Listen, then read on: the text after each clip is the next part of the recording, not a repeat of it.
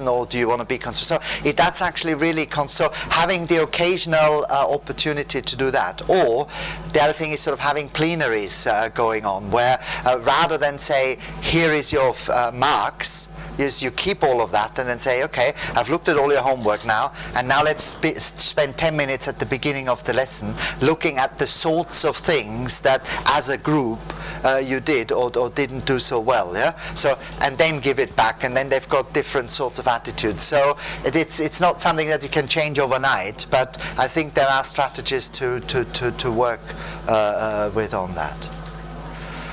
And then, do you remember this bit here that I said about owners of their own learning? Yeah? Please. Do you think teachers can you talk to the whole group so they can, yeah? Yeah. Teachers feel a little intimidated if they try to hand over ownership to the students, that they lose control? Yep. Do you think that's the issue, that sometimes this doesn't take place? It clearly is an issue, and again, there is no real easy answer to this. But you know, the last keynote was talking about communities and all of that, and it's really, I think, one of the key terms that I try to think about this. That when I go into a class, yes, I am in the role of the teacher, but I see what's going on much more as a learning partnership, and try and approach this in that sort of way. Because at the end of the day, I have got a vested interest. I've got some educational values that obviously want me to see my learners do as well as they can. But also the accountability mechanisms that I work under, measure me not on the basis how pretty I look out there, how much I talk, or how fast I talk, or how quickly I get through the curriculum, but it measures me in relation to how well or otherwise my learners learn. Yeah, so it's important for the individual, because they need success in order to progress and go on, and it's clearly in my interest as well. So what I would say to that is simply to try and build this sort of partnership and approach it in that sort of way. I'm not pretending it's easy and all of that, no, but I do think it's worth investing time and effort into. And one of the key issues there is this thing about self-regulation. If you want to have success in education, the literature on assessment very strongly suggests that self-regulation is a very important concept. The control by students of aspects of their own learning. And the thing is this, and that's a very corny and hackneyed phrase, yeah? You can teach your learners, but you can't do the learning for their learners. That they have to do themselves. Yeah? You can take the horse to water, but you can't make it drink. Yeah? So it's that sort of thing. So at the end of the day, your success is absolutely premised on the willingness of your learners to take control of their own learning. And you can have all sorts of mechanisms in place of punishment, of all the rest of it. It might work a little bit. At the end of the day, it's this that is key. And this is linked to motivation and emotional factors, and I think that's quite important here. Yeah, the emotional factors which affect learners' engagement with feedback. And here's a little quote: "The construct of self-regulation refers to the degree to which students can regulate aspects of their thinking, motivation and behavior during learning. In practice, self-regulation is manifested in the active monitoring and regulation of a number of different learning processes: the setting of and the orientation towards learning goals, the strategies used to achieve goals, the management of resources, the efforts exerted, reactions to external feedback, the products produced." Yeah? So again, this is a complex process, nothing that can be manufactured very easily, but it's a very, very important process. So this whole idea of ownership of learning by learners is a key thing. And then we've already talked about this notion of contingency. Here's just a little bit of stuff from some of the literature. Using assessment for learning teachers continually look for ways in which they can generate evidence about student learning, and they use this evidence to adapt their instruction to better meet their students' learning needs. They share the responsibility for learning with learners. Students know that they are responsible for alerting the teacher when they do not understand. And I think that comes back a little bit to this thing of risk that we talked about, and this thing about learning from mistakes. Yeah? If the system, the school, your style fosters an atmosphere in which you need to get it right, then students will find this extremely difficult. So that's why it's so great you putting your hand up and say, I don't know this. Can you? That's that's the sort of attitude it's important to foster, so that they can alert you to aspects that they find. I did my A-level maths, yeah. So, but I wasn't probably the best ever student of maths that my poor teachers had to put up with. Yeah?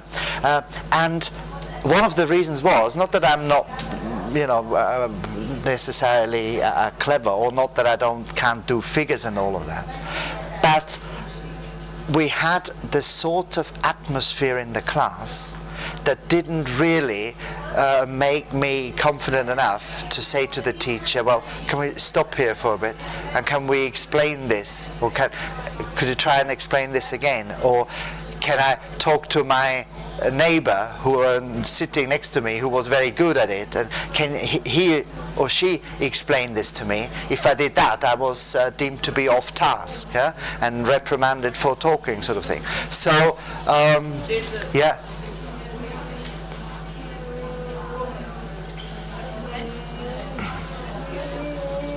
At the board, now, and that's clearly yes.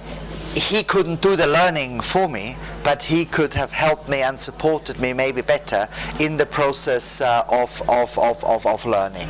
And so that's what's probably meant here. And another concept here that they introduce is that of hinge point questions, and that's simply a mechanism of trying to get feedback from learners whether they have understood. So building opportunities into your teaching where you try and find out from your learners what they have understood and how well they have understood it. And you might also be interested in seeing this. David Nichol is a professor at the University of Stirling, I think, and he's done a lot of work in the field of assessment in higher education.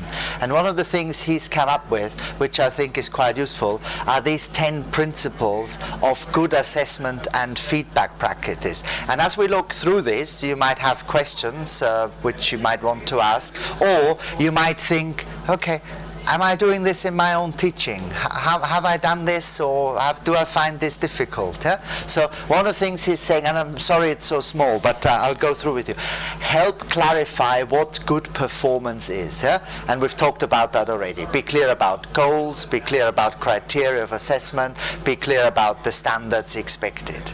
Yeah?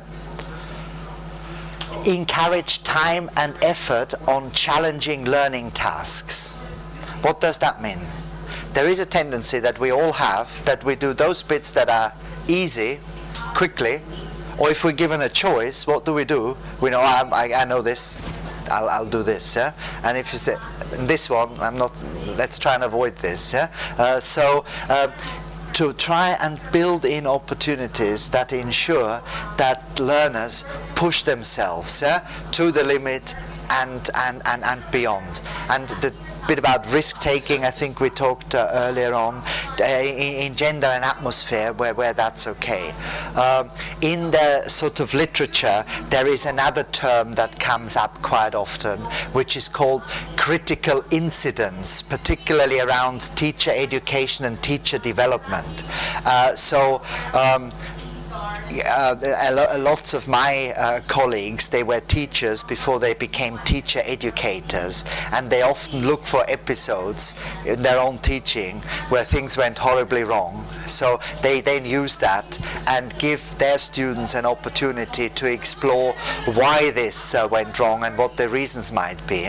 So not encouraging a climate of failure, that's obviously not what we're talking about, but encouraging a climate of risk-taking, which will invariably have some sort of element of learner difficulty attached to it, and then using that as a way into exploring conceptual or other difficulties learners might have with a particular task. And sometimes, particularly in the sorts of contexts that I have worked with in the UK, when you've got an international student body or a very diverse student body, it might be as simple as language. I was educated and brought up in Austria. And in Austria, mathematics is taught in a very particular way. Tasks and activities are phrased in a very particular way. The concepts are all the same. And then in England, and then when my partner's children were going through their secondary education, from time to time we'd sit down and do some stuff. And you look at the way in which this was done in England, and you think, what's going on? And here's a completely different way of doing this. And sometimes it might be that it's simply the language that's inaccessible. The students know what they have to do, but they just don't understand exactly what the task is. So it could be something as simple as that, that makes it an activity challenging. And it's being just aware of all these sorts of things. Deliver high quality feedback information that helps learners self-correct. Encourage positive motivational beliefs and esteem. And that's an interesting thing. Very often people come and say, oh, you need to praise more. You need to praise the students. I'm not so sure that you've got to be very careful with praise, I think. Very often I'm in lessons, and my student teachers, because they pick that up somewhere, say praise, praise. They praise kids for everything and anything. And you think, after 2 minutes it becomes meaningless, because there is no discrimination at all again, no relationship between praise and action that it responds to. So of course this is important to encourage motivational beliefs and esteem, but it hasn't necessarily always got to be by well done. And at any rate, collecting in a homework and writing underneath well done, what does that tell me? Should it be very calculated? Talk a bit more about that. Should it be very calculated? I'm just asking. No, but explain what you mean by calculate. When you are praising someone. I think it means that